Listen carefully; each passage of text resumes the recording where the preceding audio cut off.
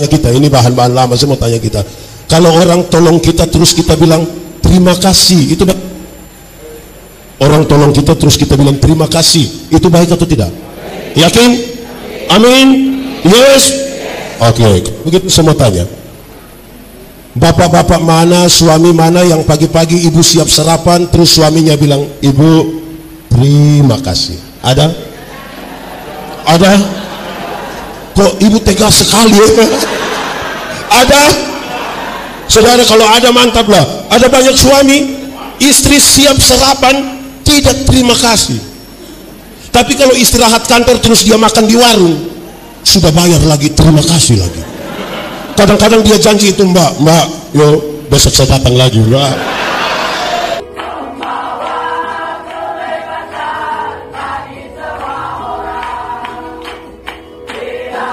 Saudara-saudara, saya ingin mulai mengatakan kepada kita, saudara-saudara, bahwa baik itu tidak cukup disebut baik, harus pakai baik hati. Kenapa? Yang kebaikan itu harus digerakkan dari dalam hati. Supaya apa? Itu spiritualitas, gerakan dari dalam keluar. Yang dari luar ke dalam itu namanya pencitraan. Yang dari luar ke dalam namanya, di Petra ini ada biasa pencitraan. Ada ikut ibadah sekarang pakai baju warna, nah inilah yang dari dalam. Kenapa? Saya mau kasih tahu saudara bahwa ingat bahwa semua yang kelihatan baik belum tentu dibangun di atas motivasi yang benar. Berdoa itu tutup mata, amin. Apakah semua yang tutup mata pasti berdoa? Kelihatan berdoa. Ingat bahwa tidak semua senyum itu tulus.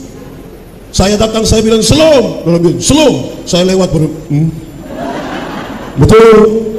Di GPIB Petra ada begitu? Majelis atau jemaat? Majelis jemaat. Nah, ini kita jadi masalah ini. Baik, saudara-saudara, dia harus bergerak dari dalam keluar.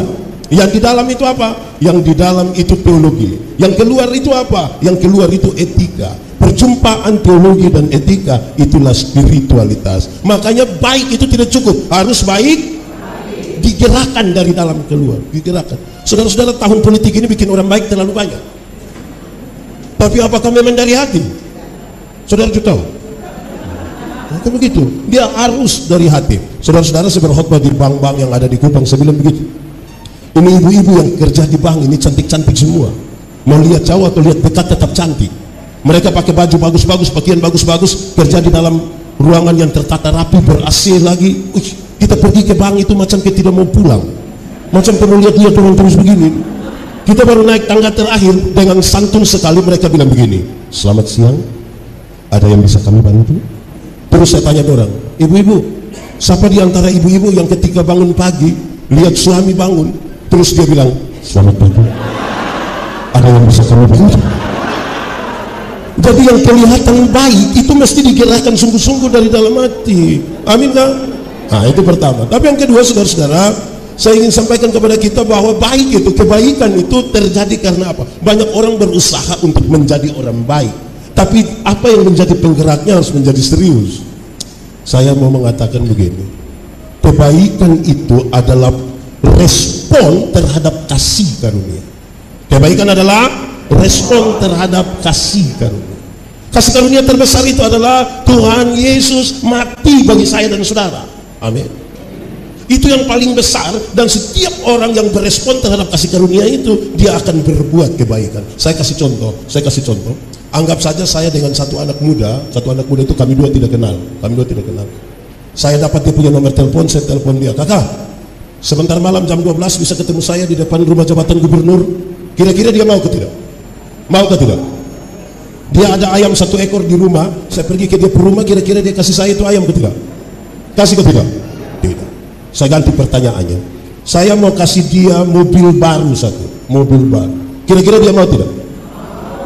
Terus saya beli kasih dia mobil baru satu, Toyota Alphard. Waktu dia dapat dengan cuma-cuma dari saya, ada perubahan tingkah laku dari dia ke saya atau tidak? Saya telepon jam 12 malam, datang ke tidak? Saya pergi ke dia punya rumah, ada ayam 1, dia kasih ke tidak? Kenapa dia tiba-tiba baik begitu? Kenapa tiba-tiba dia baik begitu? Karena dia pernah menerima sesuatu dengan cuma-cuma. Jawabannya saudara, kalau orang menanggapi kasih karunia Tuhan itu dengan baik, seluruh pelayanan, seluruh perbuatan baik dia berikan sebagai ungkapan syukur dia terhadap kasih karunia. Amin. Di GPIB ini ada majelis yang biasa melayani terpaksa. Ada fam apa? Jangan itu itu bisa bahaya. Kadang-kadang saudara ada pendeta, penatua diaken sombong sekali. Dengan sombong sekali begini, Pak Pendeta, sebenarnya dulu saya tidak mau, tapi habis orang sudah. Pernah dengar itu kalimat? Atau sendiri ucap? Nah itu yang biasa jadi soal. Nah baik, kebaikan hati. Kalau kita pinjam orang lain punya bahasa, kebaikan hati itu disebut agata. Sama-sama, 1, 2, 3, agata. Kebaikan hati itu dia tidak bisa berdiri sendiri, tidak bisa. Nanti jadi tidak baik hati. Kebaikan hati tidak dapat berdiri sendiri. Dia punya 2 teman. Tadi kebaikan hati namanya apa? Agama. Dia punya teman satu itu namanya Sofia. Sama-sama 1, 2, 3. Sofia. Kebijaksanaan. Baik hati harus diletakkan di atas kebijaksanaan. Kadang-kadang atas kebaikan hati ini kita buat saja tanpa bijaksana. Bijaksana itu apa saudara? Bijaksana itu menggunakan seluruh kesempatan, talenta, karunia, semua yang ada pada kita, taruh pada waktu yang tepat dengan cara yang tepat. Itu bijaksana. Contoh. Waktu kita ibadah begini ada anjing lewat sini, ada anjing jalan-jalan di sini. Semua kan tidak suka kalau anjing itu jalan-jalan di sini kan. Orang yang bijaksana dan tidak bijaksana dibedakan atas tindakannya. Sama-sama tidak suka ada anjing di sini. Yang bijaksana dia mengatur begitu rupa supaya tidak mengganggu ibadah. Anjing itu mesti keluar. Yang tidak bijaksana selalu, hus, siapa tuh anjing? Macam dia punya tuan saja. Jemaat. Di sini tidak ada jemaat. Jemaat. Seringkali sebuah persekutuan rusak itu bukan karena orang pintar tidak ada, bukan karena orang bagus tidak ada, bukan karena kurang bijaksana. Terjadi juga di GPIB, di Petra, dia ada di sini, laki-laki atau perempuan. Itu tidak bijaksana. Untuk sesuatu harus bijaksana. Saya mau tanya saudara, jemaah, pakai jas itu baik atau tidak? Baik, mantap. Tapi jangan pakai jas ke pantai, menjadi tidak bijaksana. Atau siapa di antara kita yang karena dia pendeta, terus dia mau ke pantai, dia bilang, aduh, tolong siap kasih saya jas. Kenapa? Saya ke pantai. Saya ingat saudara-saudara, ada satu waktu ada Natal di Kupang, saya diminta berkhotbah. Diminta berkhotbah di satu pantai Tablolong di Kupang Barat. Karena saya tahu saya mau firman, maka saya pakai batik mahal, beli di Jakarta, kredit. Ya. Saya sampai di sana, ada 2 ibu lihat saya terus dorong, yang Pak Pendeta bisa bicara sedikit. Iya, kenapa? Ini pantai Pak. Iya, ini pantai, saya tahu. Ini pantai. Terus di pantai masa Bapak pakai batik? Saya pikir betul. Taruh dia pada tempat yang tepat. Itu bijaksana. Banyak kali saudara-saudara baik hati tidak bijaksana.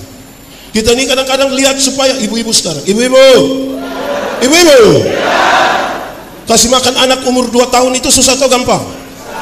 Susah atau gampang? Lantas kita ikuti ya. Sudah kira-kira setengah jam kan kita mulai capek. Ini anak tidak bisa mengerti orang tua sedikit. Anak umur 2 tahun suruh mengerti dia pumama yang 40. Bijaksana. Yang bijaksana adalah kasih tahu dia baik-baik. Ini pembebasan sebenarnya. Adek, makan. Ayo makan. Nanti dia lapar, nanti sakit. Ayo makan. Bukan kasih tahu begitu. Banyak ibu-ibu bilang gitu, makan. Allah. Itu om juga datang. Oh. Di sini ada yang biasa kasih takut anak kecil. Ada di sini dia. Coba tunjuk. Tidak bijaksana. Kadang-kadang kalau sudah lelah tidak mau kasih makan, orang tua yang paling gampang supaya buat anak-anak tenang teduh itu pakai apa? Di sini juga begitu. Sorong HP semua masalah selesai atau tambah masalah baru. Jadi kebaikan mesti ditempatkan di atas kebijaksanaan. Kalau tidak, satu persoalan kita rasa selesai, tapi dia menimbulkan persoalan. Orang tua, di sini ada orang tua? Ada yang punya anak masih di bawah 5 tahun? Masih? Kalau malam-malam itu anak belum bisa tidur, kasih tahu dia bilang,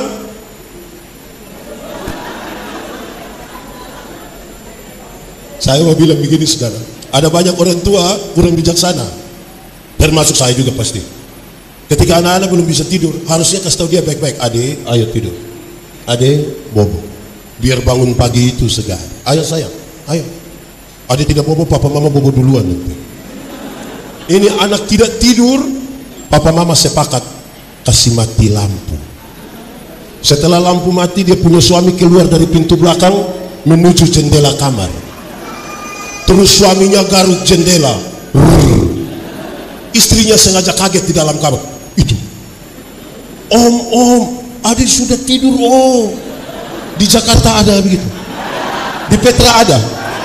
Itu yang suku mana orang itu? Ini namanya keluarga tipu-tipu. Jadi kebaikan hati saja tidak cukup, harus diletakkan di atas kebijaksanaan. Itu kawan pertama, Sofia. Ada kawan kedua. Kawan kedua namanya Aleta. Di sini ada yang nama Aleta? Nah, biar dia tidak ada, tidak apa. Aletheia itu artinya kebenaran. Kebaikan hati tidak boleh berdiri sendiri. Kebaikan hati berjalan bersama-sama dengan kebijaksanaan dan kebenaran. Ada banyak orang berbaik hati tapi tidak di jalan yang benar. Ada dua kata dalam bahasa Indonesia, benar dan betul. Benar dan betul sama atau beda? Benar dan betul sama atau beda? Beda atau sama? Sama atau beda? Beda atau sama? Sama atau beda? Sama. Benar bisa berarti betul, betul bisa berarti. Tapi dua kata yang sama ini kalau sama-sama diberi awalan ke dan akhiran an, benar akan jadi? Ya benar. Betul akan jadi? Masih sama artinya? Beda? Iya. Kebenaran arti sendiri, kebetulan arti sendiri. Sekarang saya mau tanya, jemaat, kalau hari ini kita beribadah di sini, kebenaran atau kebetulan? Saya kira kebetulan. Tidak, ini betul-betul kebenaran, kan? Okay. Kalau Tuhan Yesus mati bagi saya dan saudara, kebenaran atau kebetulan? Kalau kita masih hidup hingga hari ini, kebenaran atau kebetulan? Oke, tentang Tuhan itu kebenaran semua. Saya geser sedikit. Kalau kita kulit hitam, kebenaran atau kebetulan? Kalau kita kulit hitam termasuk kebenaran atau kebetulan? Kenapa saudara pecah kongsi di sini? Kalau kulit hitam termasuk kebenaran atau kebetulan? Yakin? Saya ragu dengan saudara.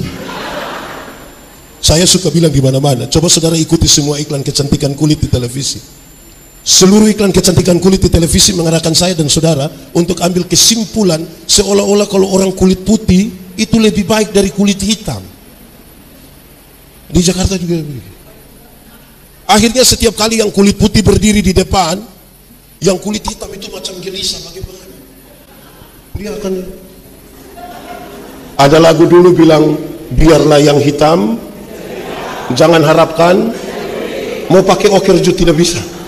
Saudara pakai pemutih minta maaf di wajah saja, leher ke bawah gelap lagi, dan saudara akan makin gelisah. Itu kita punya soal, saudara-saudara. Banyak orang tidak mampu menerima keberadaan diri. Amin. Kalau kita rambut keriting, kebenaran atau kebetulan? Kebenaran atau kebetulan?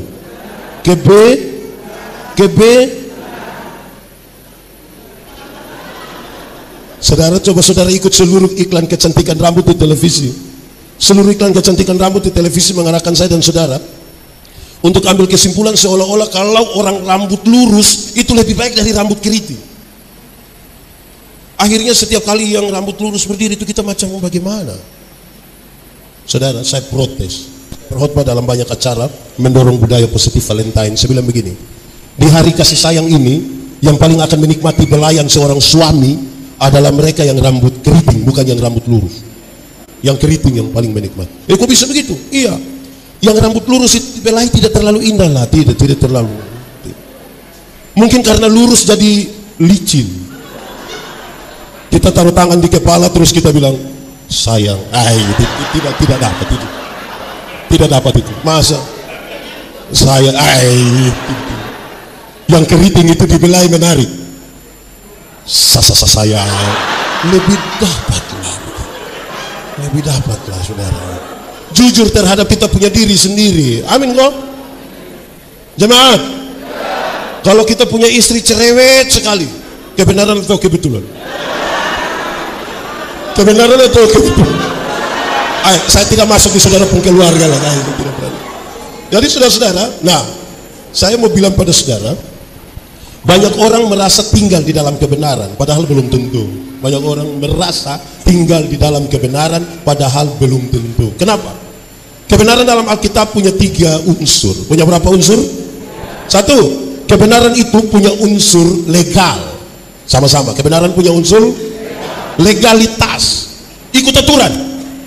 Semua bentuk pelanggaran terhadap aturan Tuhan tidak setuju dengan itu, tidak setuju. Tuhan tidak mau. Legalitas yang dibangun di atas pulihnya hubungan manusia berdosa ini dengan Tuhan, itu legal. Saya pakai contoh. Jemaat, tahu motor? Pernah naik motor? Siapa punya motor? Sendiri? Sudah lunas? Iya, memang kalau beli harus sampai kasih lunas kan? Kalau saudara naik motor, ada SIM, ada SNK, pakai helm, lampu-lampu ada, kaca spion ada operasi lalu lintas di situ. Berani pergi? Kenapa berani? Karena ikut. Coba kalau SIM tidak ada, lampu-lampu tidak ada, tidak pakai helm, tidak ada SNK, ada operasi lalu lintas di situ, berani pergi? Kenapa tidak berani? Kan saudara punya om polisi toh. Kalau kita lengkap SIM ada, STNK ada, lampu-lampu ada, kaca spion ada, operasi lalu lintas di situ, kita pergi sampai di situ polisi tidak tahan, kita putar kembali. Polisi bilang, kenapa putar kembali? Pak, tolong tilang saya ikut aturan.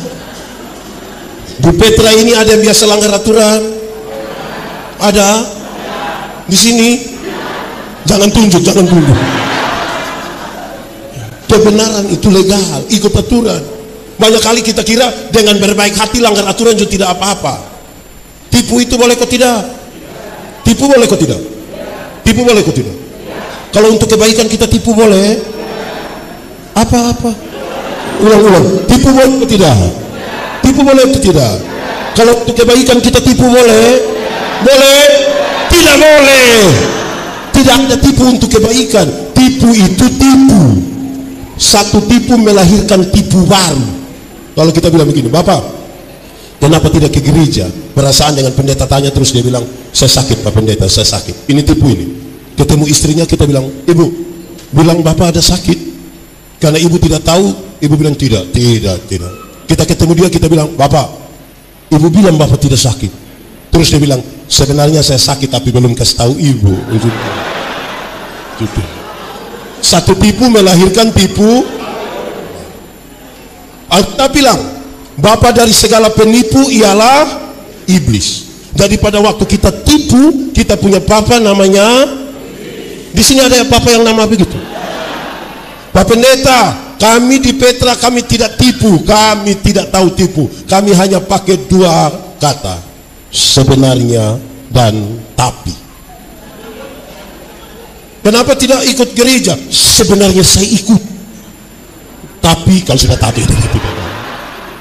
Kenapa tidak terima jadi majelis jemaat, penatua atau diaken? Sebenarnya saya terima, tapi. Jadi kalau sebentar saudara pulang dari sini, ketemu orang yang harusnya datang gereja tapi dia tidak datang, terus kita tanya, kenapa tidak ikut ibadah? Terus dia bilang, saya sudah tahu engkau punya maksud. Tidak. Di Petra ada yang biasa pakai sebenarnya dan tapi. Ada di sini siapa punya suami? Coba jujur. Jadi kebenaran itu begitu saudara, ikut aturan. Kalau sudah bilang tidak boleh berdosa, tidak usah. Saya punya kisah satu saudara, ini saudara dengar tapi saya ulang saja. Ada satu anak kecil umur 1,5 tahun, baru belajar bicara, baru belajar beromong. Dia punya bapak kepala desa di kampung. Ini anak setiap kali dia mau kencing, dia minta dia punya bapak yang kasih kencing. Tapi dia pun bapak kan perasaan, masa saya pejabat anak kecil suruh saya kasih kencing. Maka dia ajar dia punya anak, Ade, Kalau adik mau kencing, adik kasih tahu, bilang adik mau menyanyi. Itu jurus berhasil. Setiap kali ini anak mau kencing, dia kasih tahu dia punya papa, yo, adik mau menyanyi. Dia punya bapak ambil dia putar-putar di luar, kasih kencing dia, selesai. Satu waktu dia punya papa mama berangkat ke Jakarta, titip ini anak di dia punya om dong. Tengah malam ini anak mau kencing, dia kasih bangun dia punya om. Adik menyanyi. Dia punya om karena tidak tahu, dia punya om bilang, jangan ini tengah malam, jangan. Ini anak tidak bisa, dia bilang om, yo, ada mau menyanyi. Dia punya om bilang, tidur nanti orang di sebelah mari itu orang gitu. Ini anak sudah tidak bisa, dia bilang om, ada sudah tidak bisa, ada harus menyanyi sudah. Dia punya om juga rasa kasihan kan tidak bisa. Dia mau bilang, kalau begitu nak, adik menyanyi pelan-pelan di om punya telinga.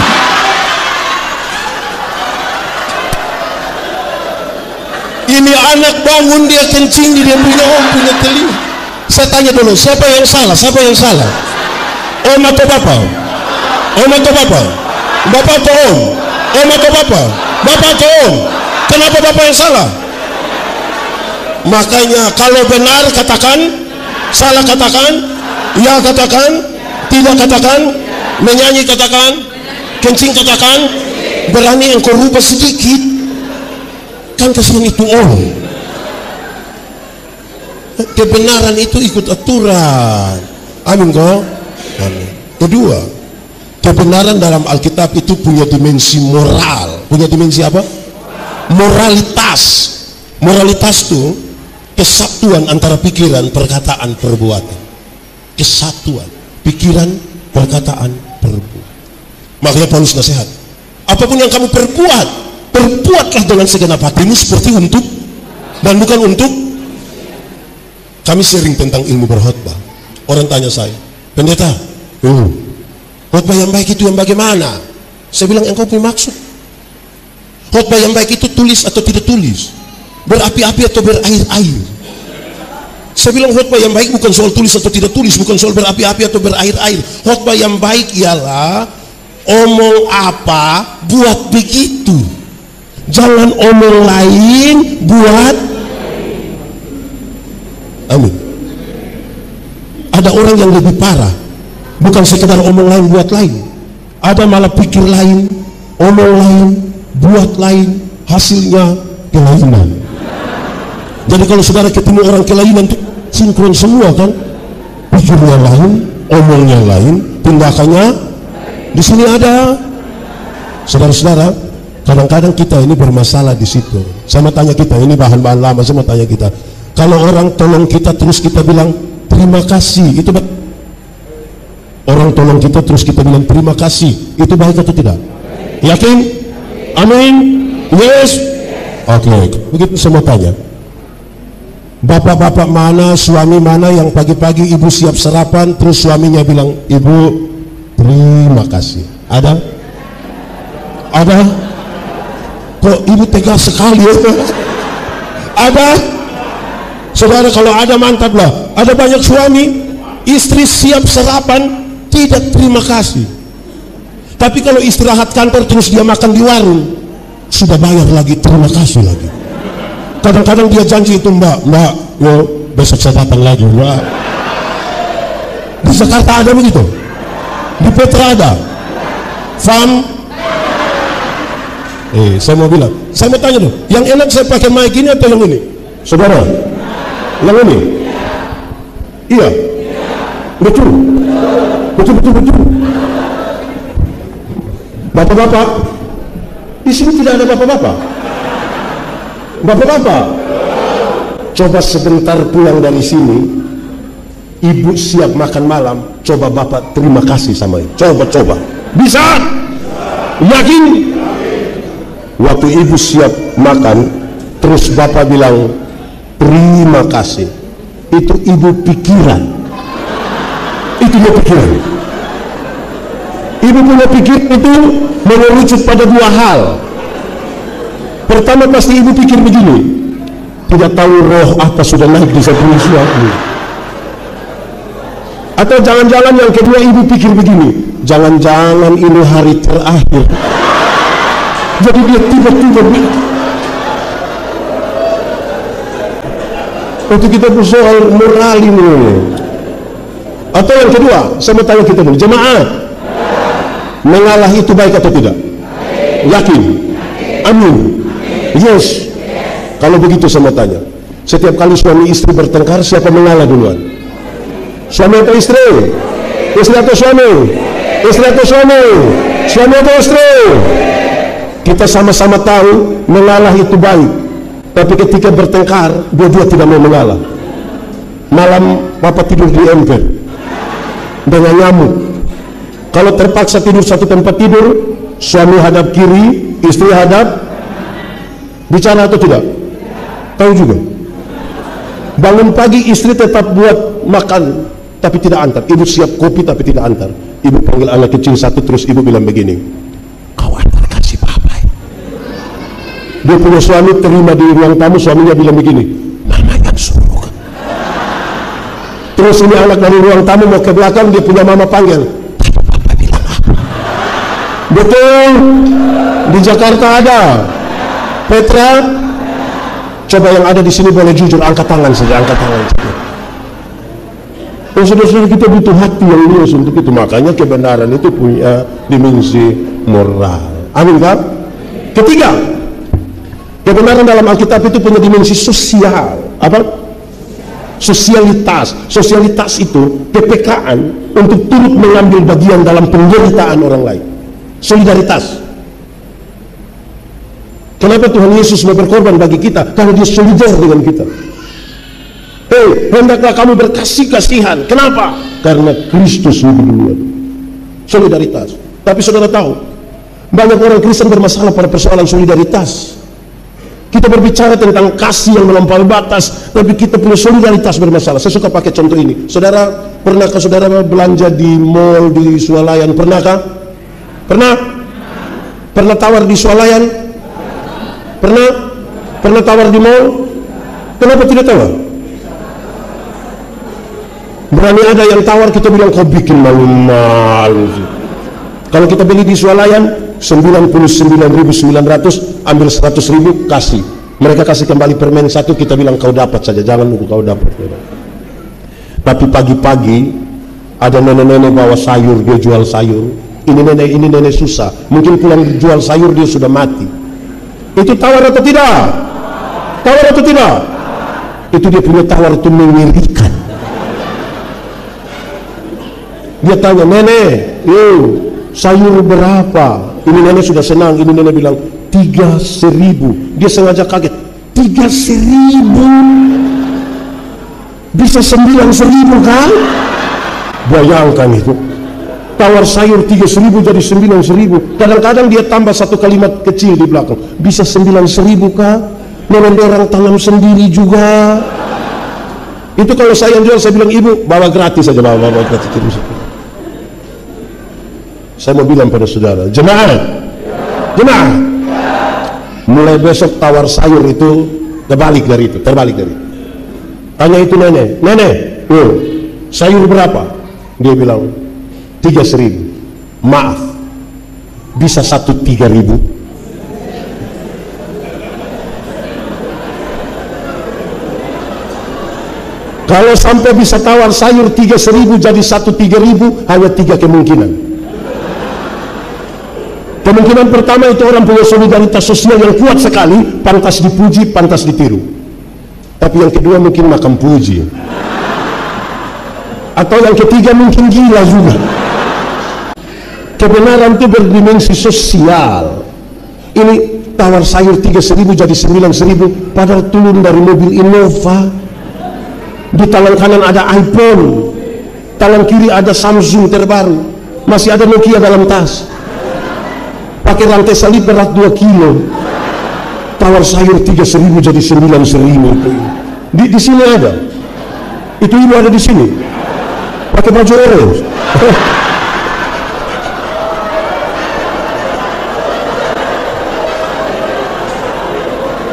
Tidak, yang orange di atas bukan yang di bawah. Nah, jemaat, itulah sekarang kita memahami kebaikan hati untuk menjaga ini persekutuan. Kalau tidak, saudara-saudara bermasalah.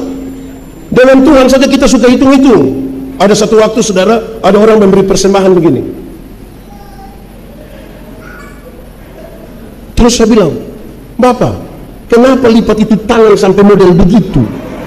Dia bilang, Pak Pendeta, kalau tangan kanan memberi, tangan kiri tidak boleh tahu. Saya bilang, iya, tapi saya tahu. Pak Pendeta tahu apa? 1000. 1000 jadi 1000. Saya yakin kalau 100.000 sulit begini.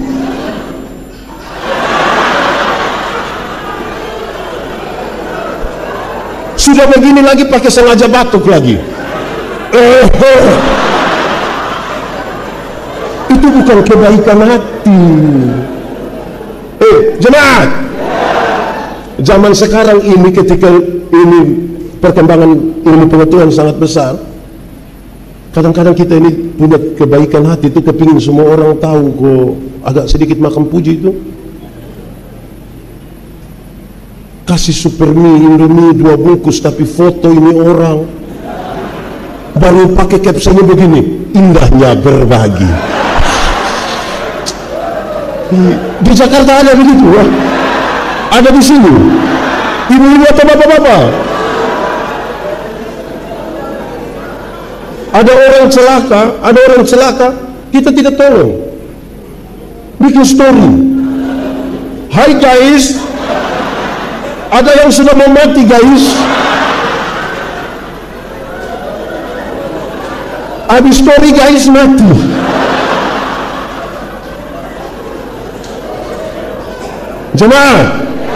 Jemaat, saya kasih masukan di beberapa panitia perayaan hari-hari raya gerejawi. Saya bilang, anak muda, kalau kamu berikan diakonia,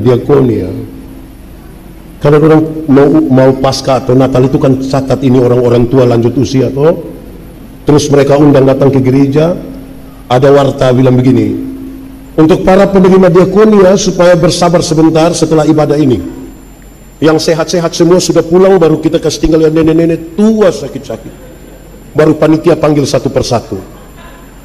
Nenek Manobe jalan naik ini tangga, terus kan nenek agak susah ini, dikasih kantong plastik merah isi beras, isi segala macam, kan nenek terus bilang, nenek kita foto dulu, nenek kita foto dulu. Saya mau tanya, kalau misalnya antar ke rumah bisa tidak? Antar ke rumah bisa tidak? Untuk kepentingan dokumentasi fotonya di rumah bisa? Lalu kenapa panggil nenek Manobe datang di sini? Saya punya nenek, ada apa-apa saudara tanggung jawab. Jadi kebaikan hati itu diatur dengan baik. Amin kan? Amin. Makanya harus digerakkan sungguh-sungguh dari hati. Jemaat, program gereja yang saat ini paling besar apa? Pembangunan. Pembangunan apa? Yang mana? Sudah habis? Kenapa belum habis? Itu pertanyaan penting. Itu pertanyaan penting. Saya mau tanya, saudara tidak usah angkat tangan. Saya mau tanya, ada yang punya rumah pribadi? Ada? Bukan warisan yang pribadi. Yang bangun sendiri ada? Ada. Yang aneh dalam persekutuan berjemaat adalah waktu masing-masing orang membangun rumahnya sendiri bisa. 1 kakak bangun satu rumah bisa, tapi 1000 kakak membangun satu rumah tidak bisa. Ada yang salah di kita soal kebaikan hati. Ada yang salah. Ada yang salah. Masa sendiri bangun rumah bisa, kita semua bangun satu rumah tidak bisa? Apa? Kenapa lihat saya?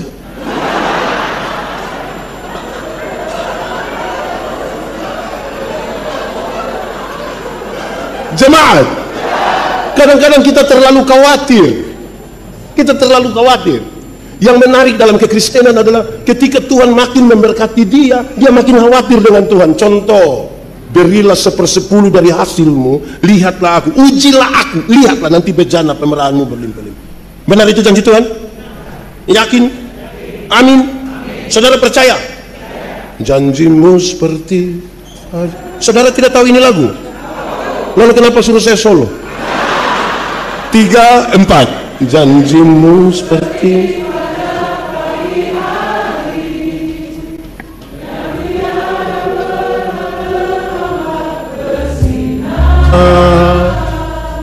Cintamu seperti sungai yang mengalir, dan ku tahu betapa dalam kasih. Sekali lagi, janjimu.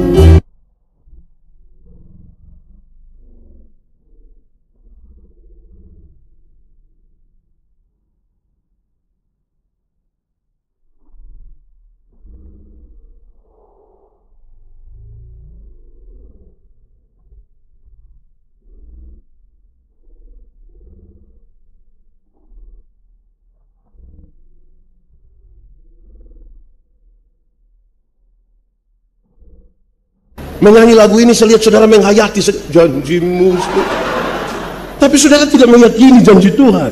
Contoh, kalau 10.000 per puluhan berapa? Kasih, pasti kasih. Hanya 1.000 ini. Tuhan kasih naik 100.000 per puluhan, masih kasih? Kasih. Hanya 10.000 kacang-kacang. Tuhan kasih naik 1 juta per puluhan berapa? Masih kasih? Kasih kok hanya 1 lembar. Tuhan kasih naik 10 juta per puluhan berapa? Waktu per puluhan 1 juta masih kasih? Masih kasih? Kenapa mulai beda pendapat? Perpuluhan makin besar kan kita makin khawatir. Ambil 1 juta di tangan kiri, 9 juta di tangan kanan, dia lihat ulang-ulang begini.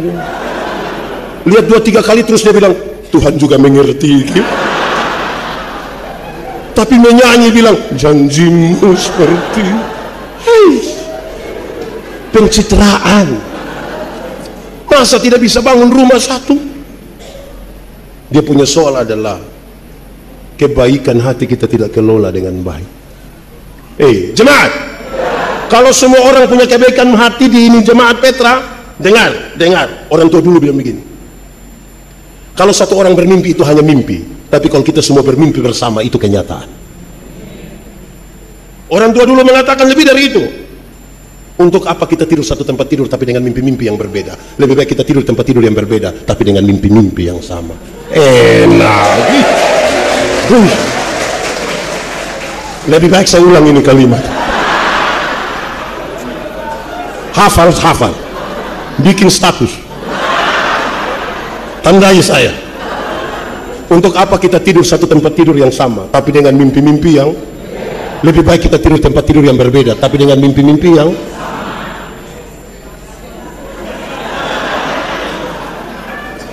membangun ini harus dengan mimpi yang sama. Jangan ketua jemaat bermimpi sendiri, majelis terpecah dua, satu mimpi sendiri, satu mimpi di sana.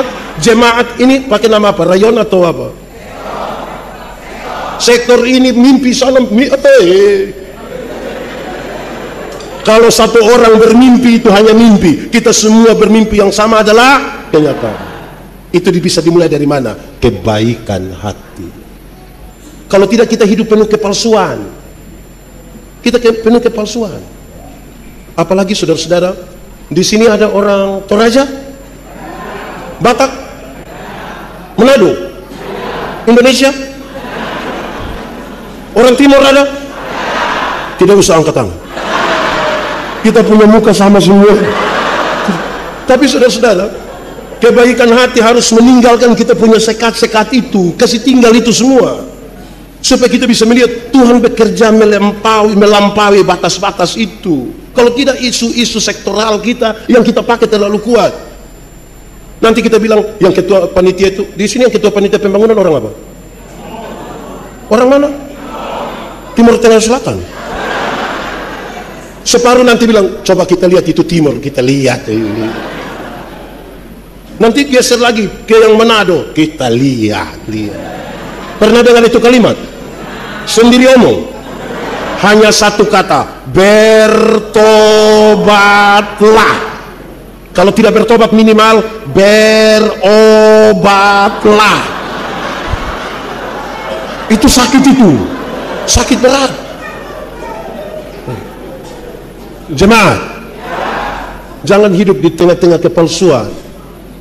Kalau kita hidup di tengah kepalsuan, saudara, kita duduk makan bersama hanya bisa duduk makan dengan orang yang tulus hatinya. Tulus. Kalau tidak, kita mau kunyah juga tidak bisa. Relasi kita yang buruk karena kebaikan hati tidak ada. Satu jalan dari sana, satu dari sini, tiba-tiba mau ketemu, dia sengaja ambil telepon. Oh iya, iya. Di Petra ada begitu, majelis.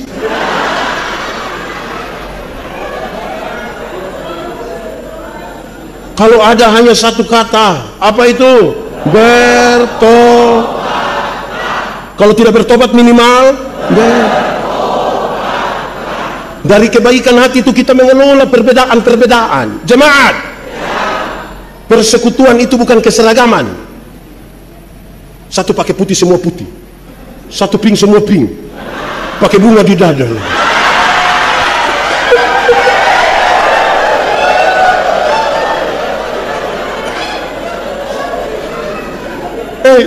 Saudara, saya mau tanya, yang Irian tadi itu paduan suara apa yang merah? Yang itu tuh perempuan kah?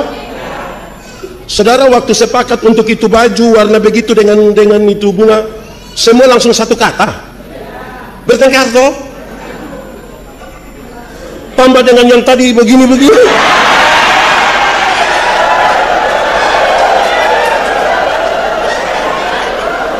Itu kan butuh perbedaan yang dikelola. Amin. Saya bayangkan latihan begitu berapa lama. Suami-suami dapat makan siang tidak itu. Itulah persekutuan. Amin. Jemaat, ada satu waktu, ada satu acara, ada ribuan orang hadir, kebetulan saya yang khotbah. Sebelum saya khotbah ada ibu-ibu kasih kesaksian. Dia pun kesaksian ini, dia bilang begini, ada satu waktu antara tidur atau tidak tidur, dia dibawa oleh malaikat ke surga.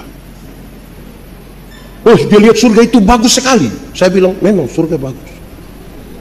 Terus dia jalan-jalan sampai di satu pojok, dia lihat ada ruangan dan dia coba-coba melihat ke dalam.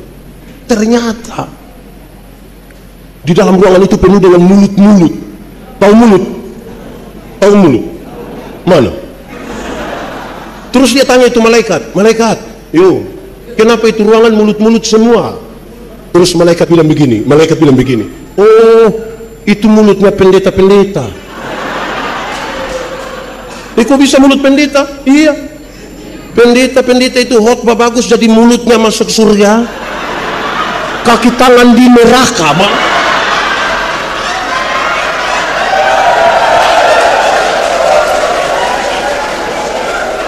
Saudara bisa rasa sepun perasaan.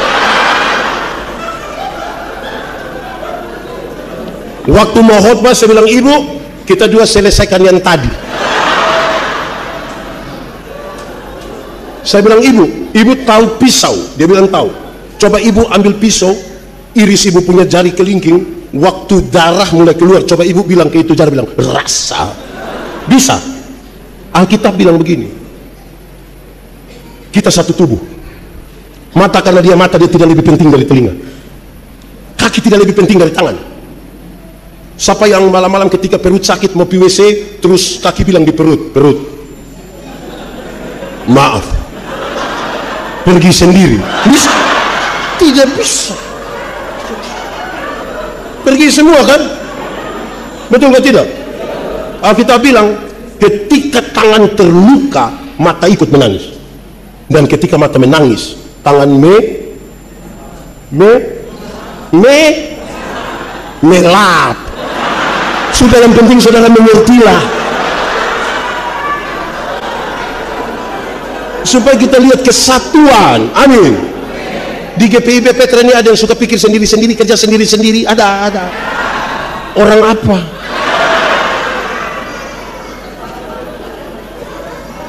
Jemaat, mengelola persekutuan harus seperti makan kolak.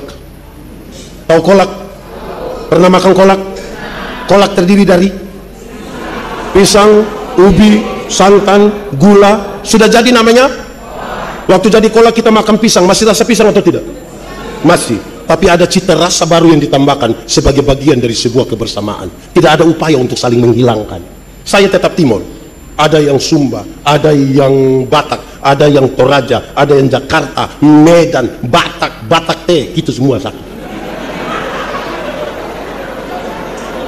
Ada satu kampung di Kupang namanya Batak teh, Kupang Barat itu. Iya toh, tidak ada upaya saling menghilangkan. Tidak boleh ada orang Indonesia Barat merasa lebih baik dari Indonesia Timur.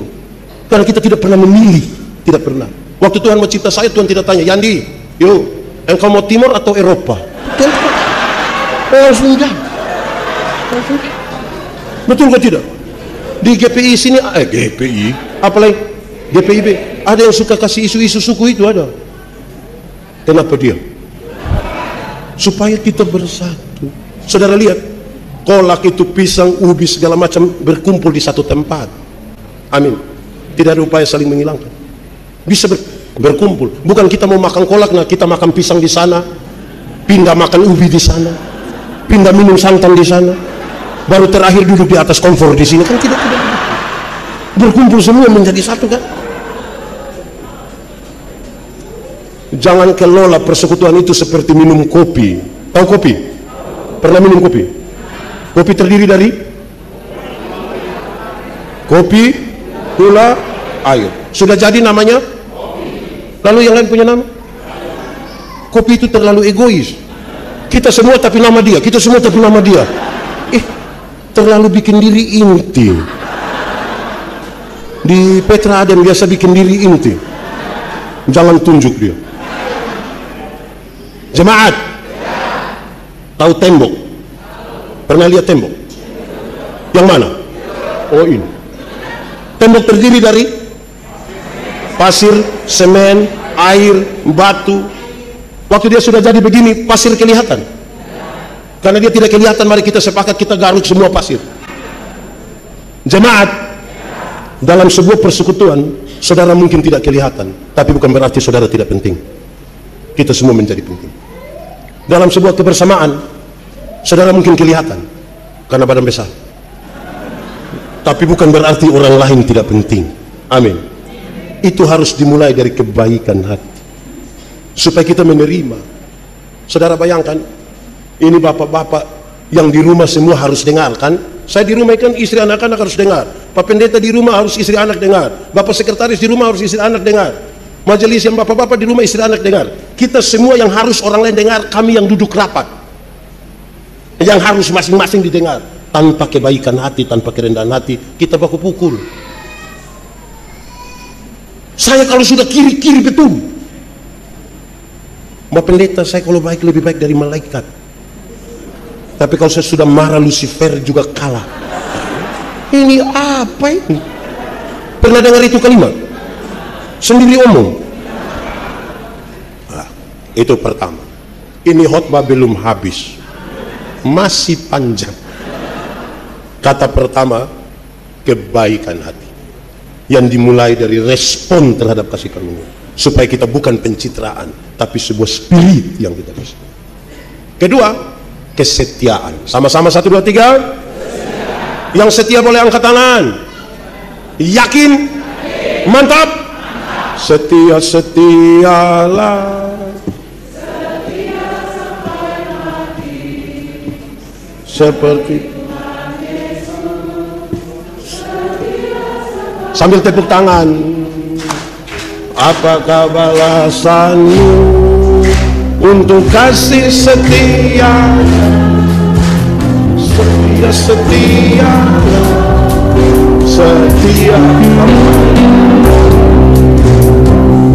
Jemaat, Gemit GPIB itu tidak terlalu beda toh, kan kita gereja saudara toh, begini-begini kita bersaudara toh.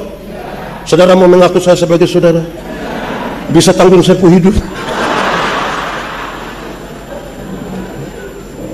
Anggota CD dan presbiter, majelis jemaat, penatua diaken, waktu diperhadapkan dalam kitab pun tata ibadah kan tanya, apakah jawabmu? Kita biasa jawab dengan Ya, dan percaya segenap hati itu berkaitan dengan ya, saya berani bicara begitu di hadapan Tuhan dan jemaatnya karena saya benar-benar percaya. Tapi yang kedua artinya adalah saya menjawab ya untuk masuk dalam persekutuan. Banyak yang jawab ya habis hilang. Di GPIB juga ada begitu. Yang ya habis hilang ada. Saya mau tanya dulu jemaat, kenapa di ibadah hari ini mama-mama lebih banyak dari bapak-bapak? Ini mama janda semua.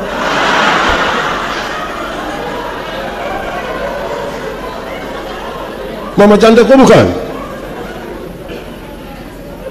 Aneh betul. Ya habis datang. Ada jemaat ini yang 1 tahun dia gereja 2 kali saja. Natal 1 kali, Paskah 1 kali. Makanya dia pun nama jemaat Napas. Natal dan karena Natal 1 kali, Paskah 1 kali, singkatannya tambah panjang, Napas 1-1. Suter engah itu tiba-tiba berdoa. Di sini ada. Jujur, siapa punya suami? Ini bapak-bapak orang ini aneh. Waktu masih pacaran, rajin jemput dia punya pacar itu antar ke gereja.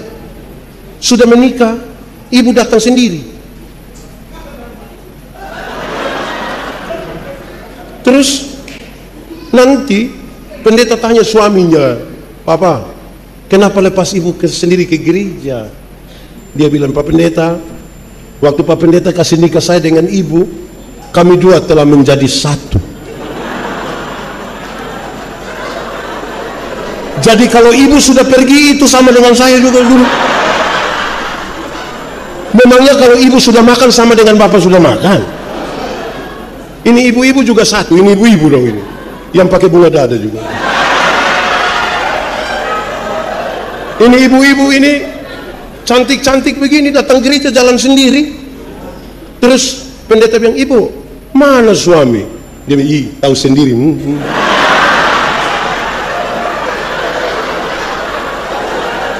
Sudah tahu suami begini, kenapa ambil resiko? Saudara-saudara, itu serius. Supaya kalau mau setia betul-betul. Amin kan? Bapak Ibu, ada 2 keluarga tinggal dekat hutan jauh dari gereja. Yang satu punya anak perempuan, satu punya anak laki-laki. Yang punya anak perempuan datang kasih tahu yang laki-laki, "Kakak, hari-hari Minggu begitu kakak tolong jemput adik perempuan antar ke sekolah Minggu dulu." Dia hari Minggu jemput. Dia bawa yang perempuan ikut sekolah Minggu. Dia tidak ikut sekolah Minggu, dia main kelereng di luar. Pulang sama-sama. Remaja ikut katekisasi, dia jemput antar ke gereja. Yang perempuan ikut katekisasi, dia duduk merokok di luar, pulang sama-sama. Rupa-rupanya mereka berdua jodoh. Setelah menikah, yang perempuan terpilih jadi majelis jemaat, penatua kadiakan. Pimpin ibadah di mana saja, hujan, badai, segala macam, suami setia antar. Tapi sampai sana, ibu masuk pimpin ibadah, yang suami main kartu di luar tunggu. Pulang sama-sama. Satu saat mereka mati sama-sama. Waktu jalan menuju pintu surga, Simon Petrus sudah berdiri. Lihat ini ibu datang, Simon Petrus bilang, "Salam ibu, mari silakan masuk." Lihat dia punya istri masuk, yang suami juga cepat-cepat. Pas dia mau masuk, Simon Petrus bilang, "Bapak, sabar. Dia bilang, "Sabar bagaimana?" "Pak, sabar sedikit." Yang masuk itu saya punya istri." Benar. Itu memang Pak punya istri, tapi dari dulu Pak hanya antar-antar saja. Karena itu hari ini Bapak hanya antar saja. Bapak punya tempat di api di sebelah itu. Saya mau tanya, ibu-ibu, tadi ada yang suami antar terus bilang nanti sudah habis WA dia jemput. Ada?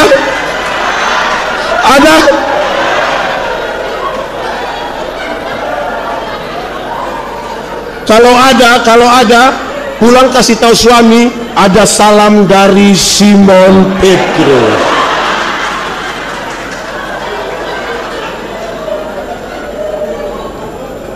Setia. Saya mau tanya, anak-anak muda, di sini tidak ada anak muda?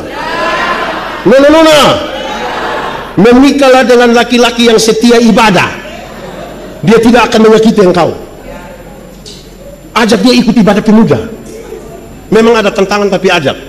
Bilang dia, Kak, ibadah. Ibadah, tidak ibadah. Nanti kalau dia tidak mau lagi, baru kasih tahu dia, ada kue.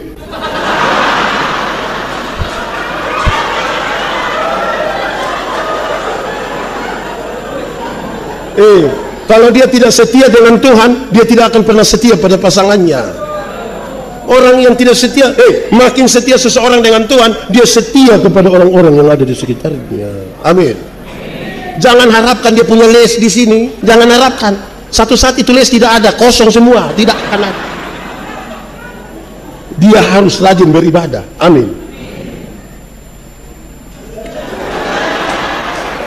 Jemaat, kesetiaan adalah komitmen sehari demi sehari. Bukan bilang dulu saya paling setia, dulu apa, sekarang. Dia komitmen sehari. Kesetiaan berkaitan dengan janji untuk diri sendiri, orang lain, dan melibatkan Tuhan. Itu proses terus. Setia. Saudara, setia itu membutuhkan kita punya sesuatu yang lebih. Dan yang lebih itu adalah kasih. 1, 2, 3. Yang lebih adalah kasih. Hafal. Kasih ialah. Omong. Ulang. Kasih ialah kebaikan. Tidak terpatahkan oleh apapun. Tidak akan berubah menjadi kebencian. Ulang-ulang. Kasih ialah kebaikan. Tidak terpatahkan oleh apapun. Tidak akan berubah menjadi kebencian. Dengar, rujukannya jelas. Karena begitu besar kasih Allah akan dunia ini. Apakah Tuhan Allah mengasihi dunia? Apakah dunia mengasihi Tuhan Allah? Lalu apakah karena dunia tidak mengasihi Tuhan Allah berhenti mengasihi dunia? Apakah Tuhan Allah membenci dunia? Saudara lihat, kasih tidak terpatahkan. Supaya jangan ada orang bilang begini, Pak, saya terlalu hargai Pak, tapi waktu saya lihat Pak sifat asli begini, maaf. Itu bukan kasih, egois. Kalau engkau hanya bisa mengasihi orang yang berbuat baik kepadamu, apakah jasamu? Karena orang berdosa pun melakukan itu. Jemaat, yang paling gampang untuk memahami ini, ibu-ibu. Ibu-ibu, melahirkan itu sakit atau tidak? Terlalu sakit. Mau melahirkan normal atau abnormal tetap sakit. Sesar itu kan abnormal. Waktu ibu sakit melahirkan, kan suami hanya dari luar taruh tangan ke kepala baru bilang, Yesus, tidak tolong kan? Sudah bilang Yesus lah, dia bayangkan, kira-kira ini anak muka seperti siapa? Gitu? Sakit. Sekarang coba kasih tahu anak-anak, waktu kamu baru lahir kamu tidak tahu apa-apa, kamu hanya bisa menangis. Waktu kamu menangis, orang tua itu pikir kamu kalau bukan basah pasti lapar. Anak-anak punya jam tidur, orang tua punya jam bangun. Orang tua punya jam tidur, anak-anak punya jam. Akhirnya banyak orang tua tidak tidur gara-gara anak-anaknya. Jam 2:30 subuh masih begitu. Betul? Di tengah situasi sempoyongan tidak tidur ini, seringkali ibu-ibu dipaksa lagi menjadi penyanyi. Makanya kadang-kadang ibu-ibu punya lagu sulit dipertanggungjawabkan. Kalau tidak bobo digigit, padahal justru kalau anak bobo itu baru nyamuk gigit. Kalau anak ada lari-lari, nyamuk mana gigit dia? Anak-anak, orang tua ajar kamu bicara satu-satu suku kata. Ma, pa. Tapi ketika mereka mulai remaja, pemuda, ada suka bicara dengan orang tua? Ada suka bicara dengan orang tua? Orang lebih suka bicara dengan handphone. Sekarang pertanyaan terakhir bagi orang tua, kenapa kasih makan dorang? Kenapa kasih makan dorang coba? Karena apa? K-A-S-I, kasih. Anak-anak, orang tua ajar kamu jalan satu-satu langkah, pegang di tangan terus bilang ta, te, jalan belakang. Tapi ketika orang sudah remaja, pemuda bisa jalan sendiri, suka jalan dengan orang tua? Lebih suka jalan dengan? Pertanyaan terakhir, kenapa kasih makan dorang? Orang tua bilang begini, anak, asal engkau mau sekolah tinggi, biar kami ikat perut tidak apa-apa. Betul? Anak-anak, orang tua kalau sampai bilang ikat perut, bukan berarti mereka mau pakai stagen. Tapi mereka utang demi anak-anak mereka. Masih sekolah, orang tua utang untuk sekolah. Iya ini. Tapi kirim dong sekolah di Jakarta, ada telepon orang tua? Sering telepon.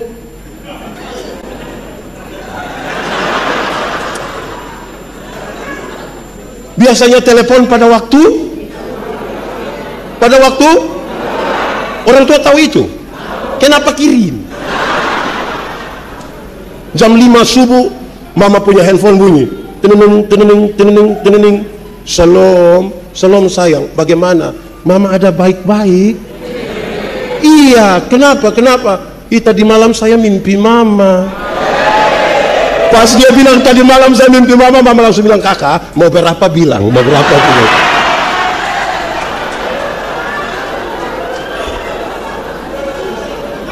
Tidak pernah telepon orang tua, tapi pas wisuda pulang bikin syukuran di rumah, baru minta dia bawa sepatah kata. Belum bicara langsung, suruh diam. Jemaat, orang tua bila saya bilang begini, busuk-busuk juga itu kita punya anak. Betul? Itu yang saya mau tanya orang tua dong, kenapa bilang kami busuk? Kasih yang bisa buat orang setia bahkan di waktu dimana penerimaan itu tidak ada lagi. Amin kan? Ini setia-setia semua. Ada satu waktu satu keluarga merayakan ulang tahun pernikahan yang ke-30. Waktu mau berdoa, pendeta bilang, Pak, Ibu, kita mau berdoa untuk ulang tahun pernikahan yang ke-30 daripada Ibu. Bolehkah masing-masing mengucapkan beberapa kalimat? Yang istrinya masih bicara, yang suami tidak bicara. Dia menangis sejadi-jadinya, dia peluk istrinya. Setelah doa, pendeta tanya, Pak, tadi Pak menangis, kenapa? Dia bilang, 30 tahun lalu ketika kami ada pada pernikahan, kami dikelilingi oleh hal-hal yang luar biasa. Orang memanggil kami ratu dan raja, kami panggil sayang, kami pakai baju yang bagus, kata-kata indah, penuh cinta. Itu 30 tahun lalu. Tapi ternyata cinta yang sesungguhnya terjadi ketika penerimaan itu ada. Waktu saya sakit hampir mati dan sudah tidak ada daya, istri masih ada di samping dan mengurus. Itu cinta. Dia setia Pak, padahal bagi banyak orang kasih tinggal sudah mati. Penerimaan, kasih yang bisa buat orang melakukan. Jadi kalau tema kita bilang kasih itu is the best, memang benar. Karena dia yang akan mengelilingi kita. Kenapa lihat saya? Saya mau kasih tahu, anak-anak,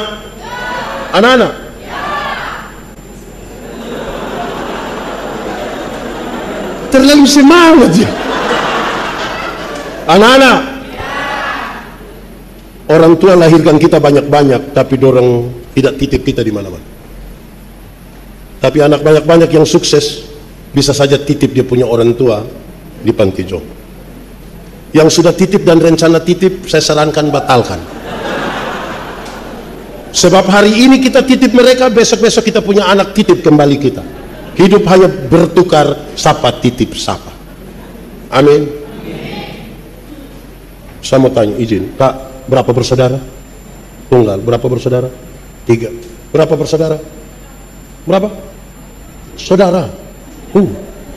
Perte. Orang tua melahirkan 3 orang, bisa membesarkan 3 orang. 3 orang yang sukses belum tentu mengurus mama yang hanya 1 orang. Belum tentu. Mereka penuh kesendirian. Kita menyanyi satu lagu dulu.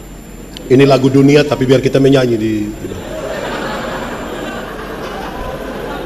kasih ibu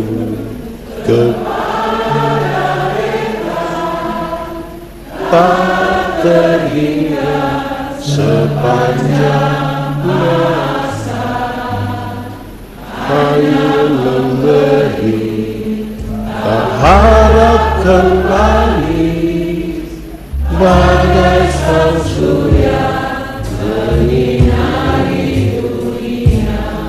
Coba kita ulang menyanyi lagu ini sambil bayangkan mertua punya muka. Kasih kepada siapa? Sampai kapan?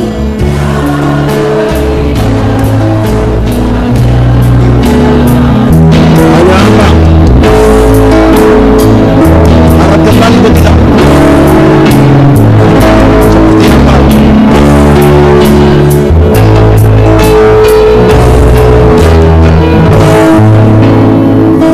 Online berjam-jam tapi tidak telepon orang tua sedikit. Keluar dari sini mereka masih hidup, tolong telepon dong. Anak-anak, waktu kamu pilek dulu orang tua tidak pernah pakai tisu. Pakai apa? Nah. Anak-anak, waktu kamu buang air besar mereka pakai tangannya sendiri. Tapi sayang, waktu orang tua lanjut usia, di saat dia makin menurun fisiknya, waktu kamu semakin sukses, ternyata bukan anak kandung yang mengurus. Anak-anak kandung selalu beralasan di satu kata. Apa itu?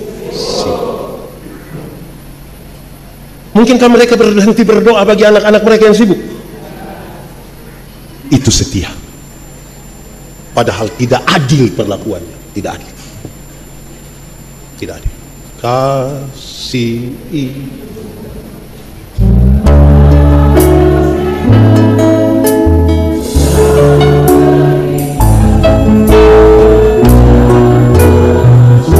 Hanya apa?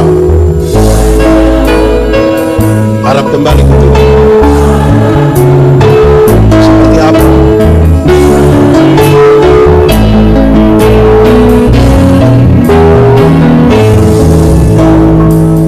Itu kekuatan kesetiaan itu. Tapi dia punya landasan-landasan yang butuh kita pakai. Jangan kasih harapan palsu sia-sia. Orang yang setia akan pada akhirnya kekristenan itu sebuah nilai yang dilahirkan pada tindakan.